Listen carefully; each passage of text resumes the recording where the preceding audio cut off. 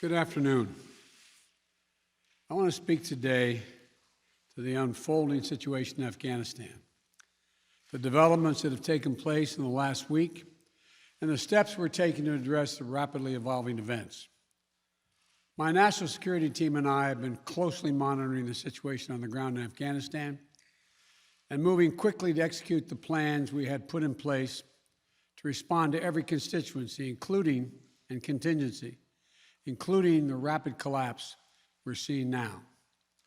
I'll speak more in a moment about the specific steps we're taking, but I want to remind everyone how we got here and what America's interests are in Afghanistan. We went to Afghanistan almost 20 years ago with clear goals. Get those who attacked us on September 11, 2001, and make sure al-Qaeda could not use Afghanistan as a base from which to attack us again. We did that. We severely degraded al-Qaeda in Afghanistan. We never gave up the hunt for Osama bin Laden, and we got him. That was a decade ago. Our mission in Afghanistan was never supposed to have been nation building. It was never supposed to be creating a unified, centralized democracy. Our only vital national interest in Afghanistan remains today what it has always been: preventing a terrorist attack on America's homeland. I've argued for many years that our mission should be narrowly focused on counterterrorism, not counterinsurgency or nation building. That's why I opposed the surge when it was proposed in 2009 when I was vice president. And that's why, as president, I'm adamant we focus on the threats we face today in 2021, not yesterday's threats. Today, the terrorist threat has metastasized well beyond Afghanistan. Al-Shabaab in Somalia, al-Qaeda in the Arabian Peninsula, al-Nusra in Syria, ISIS attempting to create a caliphate in Syria and Iraq, and establishing affiliates in multiple countries in Africa and Asia. These threats warrant our attention and our resources. We conduct effective counterterrorism missions against terrorist groups in multiple countries where we don't have permanent military presence. If necessary, we'll do the same in Afghanistan. We've developed counterterrorism over-the-horizon capability that will allow us to keep our eyes firmly fixed on the direct threats to the United States in the region and act quickly and decisively if needed. When I came into office, I inherited a deal that President Trump negotiated with the Taliban. Under his agreement, U.S. forces would be out of Afghanistan by May 1, 2021, just a little over 3 months after I took office. U.S. forces had already drawn down during the Trump administration from roughly 15,500 American forces to 2,500 troops in country. And the Taliban was at its strongest militarily since 2001. The choice I had to make as your president was either to follow through on that agreement or be prepared to go back to fighting the Taliban in the middle of the spring fighting season. There would have been no ceasefire after May 1. There was no agreement protecting our forces after May 1. There was no status quo of stability without American casualties after May 1. There was only the cold reality of either following through on the agreement to withdraw our forces or escalating the conflict and sending thousands more American troops back into combat in Afghanistan, lurching into the third decade of conflict. I stand squarely behind my decision. After 20 years, I've learned the hard way that there was never a good time to withdraw U.S. forces. That's why we're still there. We were clear-eyed about the risks. We planned for every contingency, but I always promised the American people that I would be straight with you. The truth is, this did unfold more quickly than we had anticipated. So what's happened? Afghanistan political leaders gave up and fled the country. The Afghan military collapsed, sometime without trying to fight. If anything, the developments of the past week reinforced that ending U.S. military involvement in Afghanistan now was the right decision. American troops cannot and should not be fighting in a war and dying in a war that Afghan forces are not willing to fight for themselves. We spent over $1 trillion. We trained and equipped an Afghan military force with some 300,000 strong, incredibly well equipped, a force larger in size than the militaries of many of our NATO allies. We gave them every tool they could need. We paid their salaries, provided for the maintenance of their Air Force, something the Taliban doesn't have. Taliban does not have an Air Force. We provided close air support. We gave them every chance to determine their own future. What we could not provide them was the will to fight for that future. There's some very brave and capable Afghan special forces units and soldiers. But if Afghanistan is unable to mount any real resistance to the Taliban now, there is no chance that 1 year, 1 more year, 5 more years, or 20 more years of U.S. military boots on the ground would have made any difference. Here's what I believe to my core. It is wrong to order American troops to step up when Afghanistan's own armed forces would not. If the political leaders of Afghanistan were unable to come together for the good of their people, unable to negotiate for the future of their country when the chips were down, they would never have done so while U.S. troops remained in Afghanistan, bearing the brunt of the fighting for them. And our true strategic competitors, China and Russia, would love nothing more than the United States to continue to funnel billions of dollars in resources and attention into stabilizing Afghanistan indefinitely. When I hosted President Ghani and Chairman Abdullah at the White House in June, and again when I spoke by phone to Ghani in July, we had very frank conversations. We talked about how Afghanistan should prepare to fight their civil wars after the U.S. military departed, to clean up the corruption in government so the government could function for the Afghan people. We talked extensively about the need for Afghan leaders to unite politically. They failed to do any of that.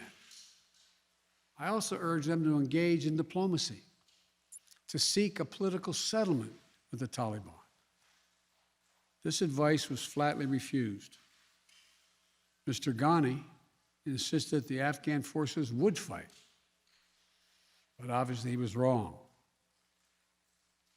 So I'm left again to ask of those who argue that we should stay, how many more generations of America's daughters and sons would you have me send to fight Afghanistan's civil war when Afghan troops will not?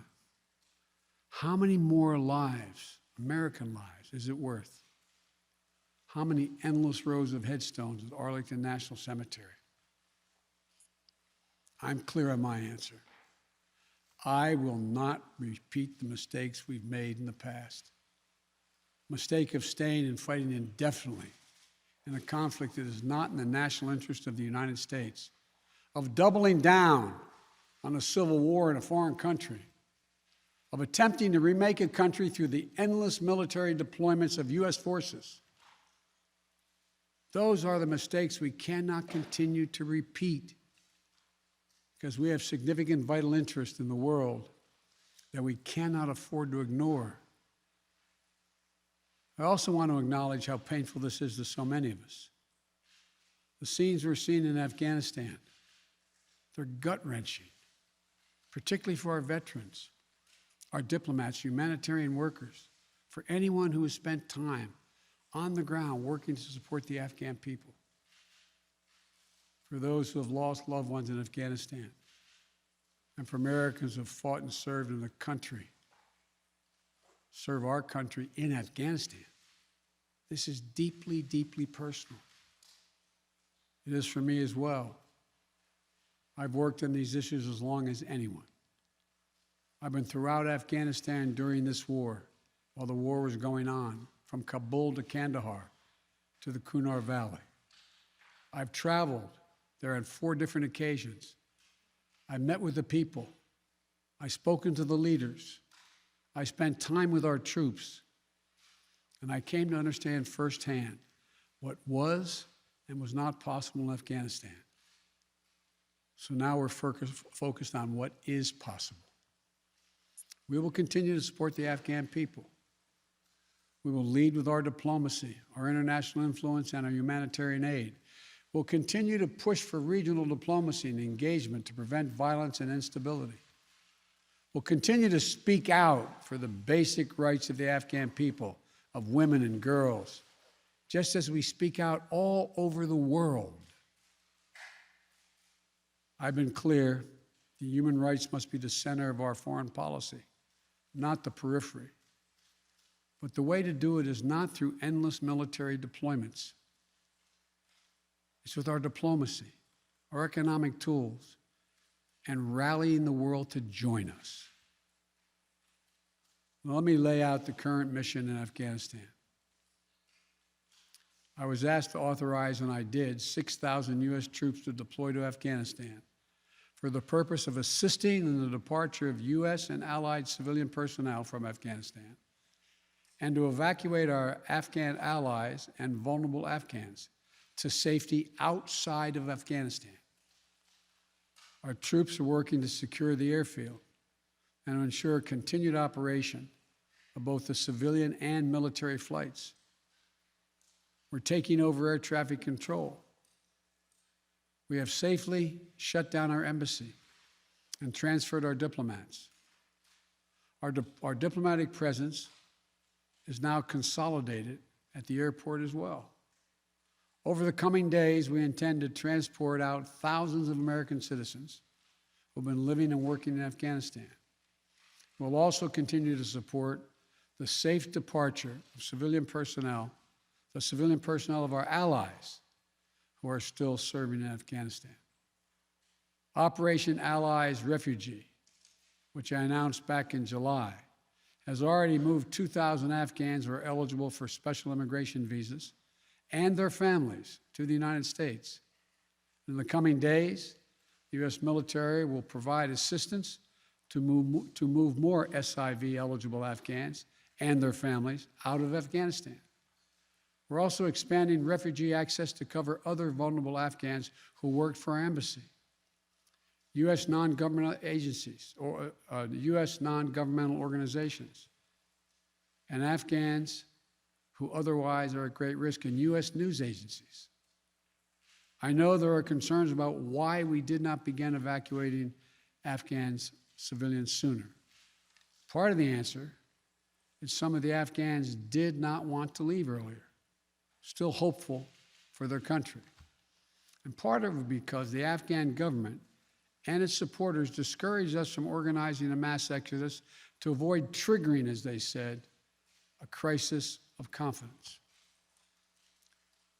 American troops are performing this mission as professionally and as effectively as they always do, but it is not without risks. As we carry out this departure, we have made it clear to the Taliban, if they attack our personnel or disrupt our operation, the U.S. presence will be swift and the response will be swift and forceful. We will defend our people with devastating force if necessary. Our current military mission will be short in time, limited in scope, and focused in its objectives. Get our people and our allies as safely as quickly as possible. And once we have completed this mission, we will conclude our military withdrawal. We will end America's longest war after 20 long years of bloodshed. The events we're seeing now are sadly proof that no amount of military force would ever deliver a stable, united, secure Afghanistan, as known in history as the graveyard of empires. What's happening now could just as easily happen 5 years ago or 15 years in the future. We have to be honest. Our mission in Afghanistan has taken many missteps, made many missteps over the past 2 decades. I'm now the 4th American president to preside over war in Afghanistan, 2 Democrats and 2 Republicans. I will not pass this responsibility on to a 5th president. I will not mislead the American people by claiming that just a little more time in Afghanistan will make all the difference. Nor will I shrink from my share of responsibility for where we are today and how we must move forward from here. I am President of the United States of America, and the buck stops with me. I'm deeply saddened by the facts we now face, but I do not regret my decision to end America's warfighting in Afghanistan and maintain a laser focus on our counterterrorism missions there and other parts of the world. Our mission to degrade the terrorist threat of al-Qaeda in Afghanistan and kill Osama bin Laden was a success. Our decades-long effort to overcome centuries of history and permanently change and remake Afghanistan was not, and I wrote and believed it never could be. I cannot and will not ask our troops to fight on endlessly in another country's civil war, taking casualties, suffering life-shattering injuries, leaving families broken by grief and loss. This is not in our national security interest. It is not what the American people want. It is not what our troops, who have sacrificed so much over the past 2 decades, deserve.